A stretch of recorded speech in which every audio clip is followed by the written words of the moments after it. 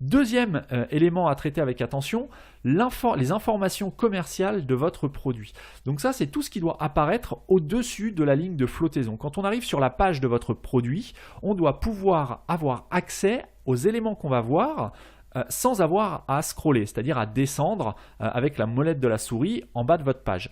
Donc, outre le fait qu'on doit pouvoir voir au-dessus de la ligne de flottaison les photos qu'on vient de voir, vous devez rendre visible le titre de votre produit. Le titre doit être assez clair, il doit être le plus simple possible et il doit décrire au mieux votre produit, tout simplement. Vous devez rendre visible également au-dessus de la ligne de flottaison le prix du produit. Alors si vous vous adressez à un marché de particulier, le prix doit être absolument affiché en TTC, toute taxe comprise. Si vous affichez un prix hors taxe, ça signifie que vous vous adressez à des professionnels.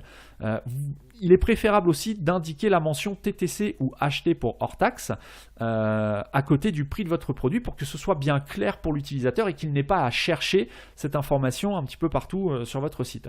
Ensuite, les déclinaisons. Si vous avez des déclinaisons, que ce soit de taille, de capacité, de couleur, ou je ne sais quoi, ça doit être visible. Les différentes déclinaisons dans lesquelles est disponible votre produit doivent être disponibles au-dessus de la ligne de flottaison. Et vous devez enfin avoir le call to action, le bouton d'appel à l'action. Donc un bouton d'appel à l'action sur une fiche produit, c'est quoi? C'est tout simplement, vous allez appeler l'utilisateur à ajouter votre produit au panier. Donc c'est le bouton d'ajout au panier. Ce bouton-là, il doit être très visible, il doit sortir, il doit se distinguer de tous les autres éléments graphiques de votre page, donc par une couleur différente, par une taille éventuellement de police différente également. Alors pour faire quelque chose qui reste un minimum esthétique, si votre site est dans une charte graphique bleue par exemple, vous pouvez trancher en mettant un bouton d'ajout au panier qui soit par exemple rouge. Pourquoi? Parce que le bleu et le rouge se marient plutôt bien. Vous avez ce qu'on appelle le cercle chromatique. Vous cherchez sur internet cercle chromatique, vous allez avoir un cercle qui va vous aider à choisir une couleur qui, tout en restant en harmonie avec votre charte graphique globale, permette à votre bouton d'ajout au panier de se distinguer de votre charte graphique.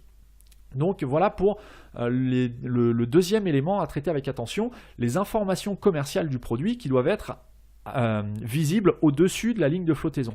Juste une parenthèse, la ligne de flottaison, c'est en fait quand vous arrivez sur un site internet, c'est le bas de votre écran.